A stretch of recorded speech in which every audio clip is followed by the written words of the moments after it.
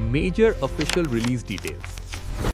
देखो, US department of justice ने Epstein से रिलेटेड डॉक्यूमेंट्स का एक बहुत बड़ा डेटा रिलीज किया है।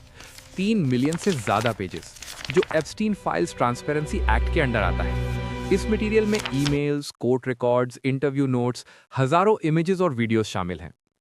अब रिपोर्ट्स के मुताबिक फाइल्स में क्या है? न्यूज आउटलेट्स के हिसाब से फाइल्स के मेन पॉइंट्स ये हैं: पावरफुल लोगों के साथ ईमेल कॉन्वर्जेशंस और कम्युनिकेशन लॉग्स, डॉक्यूमेंट्स जिसमें बिल गेट्स, एलॉन मस्क और दूसरे वेल नोन फिगर्स का मेंशन है, कहीं सोशल इंटरैक्शंस के कॉन्टेक्स्ट में, कहीं इनविटेशंस के फॉर्म में। यूरोप और दुनिया के हाई प्रोफाइल लोगों के साथ कम्युनिकेशंस जिसमें इंडिया, यूके, ऑस्ट्रेलिया और स्लोवाकिया जैसे कंट्रीज के रेफरेंसेस भी हैं। अनवेरिफाइड टिप्स और एलिगेशंस, जैसे एफबीआई को पब्लिक फिगर्स के अगेंस्ट कंप्लेंट्स की लिस्ट्स। डीओजे ने क्लियर किया है कि ये वेरीफाइड नहीं है। अब तक की कंबाइंड रिपोर्टिंग के अकॉर्डिंग, एप्स्टीन के लॉयर्स ने उसकी डेथ से पहले फेडरल प्रोसिक्यूटर्स के साथ कोऑपरेशन पर डिस्कशन की थी।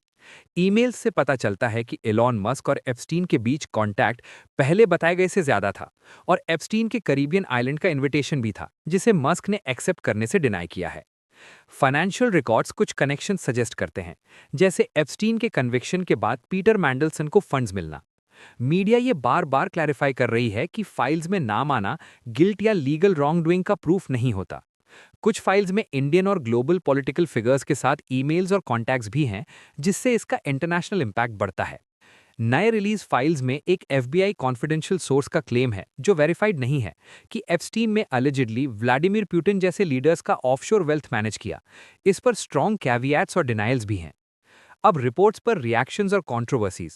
क्रिटिक्स और सर्वाइवर्स का कहना है, सर्वाइवर्स बहुत अपसेट हैं। उनका मानना है कि रिलीज ने अब्यूजर्स और इनेबलर्स को हिडन रखा, जबकि कुछ फाइल्स में विक्टिम्स की आइडेंटिटी एक्सपोज हो गई, जो ट्रॉमेटिक और अनफेयर है।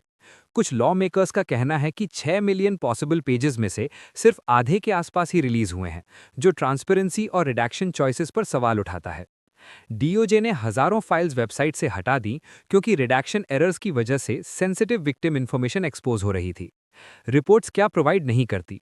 सब मटेरियल का एक single complete summary PDF available नहीं है।